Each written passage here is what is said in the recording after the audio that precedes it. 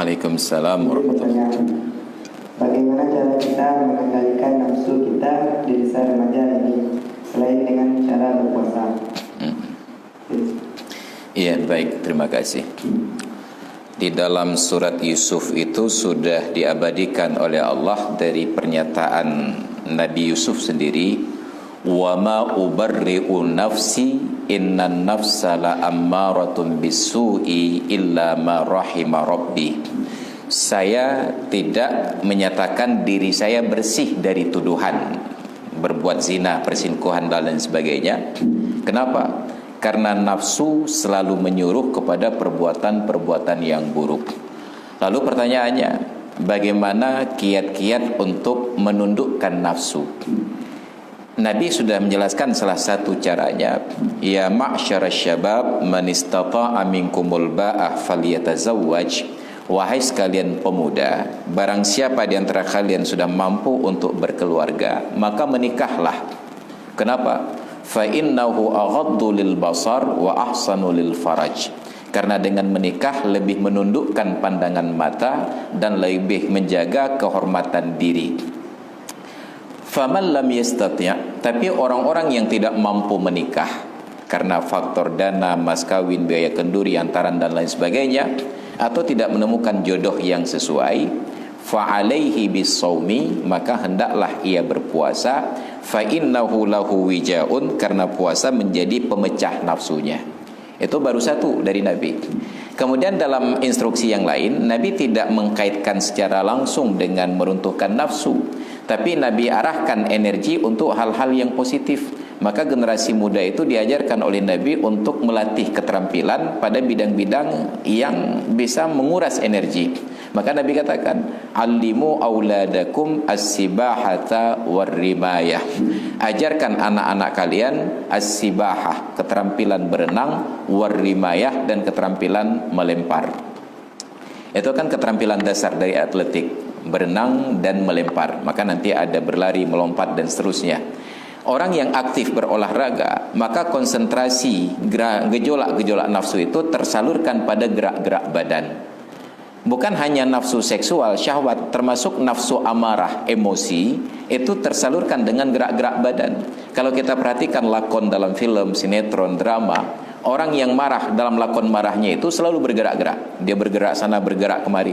Kenapa? Gerakan-gerakan itu menyalurkan energi-energi ini sehingga tidak terfokus pada sebuah titik. Dalam pengajaran Rasulullah terhadap orang yang marah, apa kata Nabi? Asy-syaitanu khuliqa min nar. Al-ghadabu minasyaitan wa syaitanu khuliqa minan nar wa inna ma tudfa'un naru bil ma. Fa idza ghadiba ahadukum falyatawadda. Marah itu datang dari setan. Setan itu Allah ciptakan dari api, sedangkan api dipadamkan hanya dengan air. Maka apabila salah seorang di antara kalian marah, hendaklah ia berwudu. Apa filosofi wudu? Yang pertama, orang yang berwudu tentu harus meninggalkan lokasi tempat dia marah, mencari tempat air dia berwudu. Yang kedua, filosofi wudu, dia harus menyiramkan air pada bahagian-bahagian badan, dan badan yang tersiram air itu akan menjadi lunak, akan menjadi lembut dan menjadi dingin. Ada filosofi bergerak untuk meredam emosi. Apakah emosi itu emosi marah, ataukah emosi itu adalah emosi syahwat? Yang ketiga, petunjuk dari kehidupan Rasulullah untuk mengontrol emosi, gerakan syahwat, emosi yang lainnya ini harus berinteraksi. Maka bertemu kawan-kawan, berdiskusi, menggerakkan pemikiran untuk hal-hal yang positif. Maka orang yang menganggur dan tidak berdiskusi, itu otaknya akan terfokus pada energi-energi yang negatif. Maka selalu menghayalkan hal-hal yang buruk, berbuat kejahatan, perzinaan dan lain sebagainya. Maka terlibat dalam ruang-ruang diskusi. Ketika ada kawan selalu untuk berdiskusi, terjagalah energi kita itu dari yang negatif menjadi ke hal-hal yang positif. Maka ada 3 gerakan. Yang pertama berpuasa, yang kedua berolahraga, dan yang ketiga belajar. Maka dengan 3 perkara tersebut kita akan selamat dari pengaruh nafsu. Karena itulah Imam An-Nawawi menyatakan, al-ilmu aladzu mimma baina fakhidhail mar'ah, bahwa ilmu itu lebih lezat daripada berinteraksi seksual dengan seorang perempuan. Orang kalau sudah larut dalam ilmu, mereka sampai lupa kawin.